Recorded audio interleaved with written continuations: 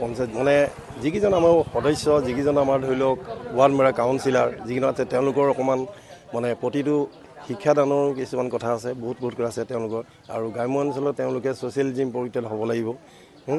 আৰু আজি আমাৰ পৰা যিটো ভোটদান বিচাৰি আহিছে, আৰু আমি সকলোৱে মিলিজুলি আমি এখন সুস্থিৰ পঞ্চায়ত গঠন কৰিবৰ কাৰণে আমাৰ যিখিনি মানুহ আহিছে তেওঁলোকে সুন্দৰ হিচাপে নিজৰ বিবেকেৰে এটা ভোট দিয়ক, ভোট দি এখন সুস্থিৰ পঞ্চায়ত এখন গঠন কৰিবলৈ চেষ্টা কৰক। যিসকলে আমাৰ উন্নয়নৰ কাৰণে তেওঁলোকে চৰকাৰৰ পৰা যি বস্তু পায়, যি আপুনি পায়, সকলো যেন আনিব পৰা তেওঁলোকৰ হাতত শক্তি আৰু পাৱাৰ থাকে।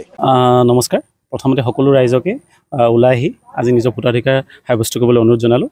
আৰু ইতিমধ্যে আমি আপোনালোকে সকলোতো গম পাইছে, এইবাৰ ৰংপুৰবাসী, মোৰ দৃঢ় বিশ্বাস যে এবাৰ ৰংপুৰবাসীয়ে আমাৰ নৱপ্ৰজন্মক এই ৰংপুৰ পঞ্চায়তখন গঠাই দিব। আৰু মই এবাৰ 28 নং ৰংপুৰ আঞ্চলিকৰ ৰাইজৰ দলৰ কাউন্সিলাৰ পদৰ প্ৰাৰ্থী।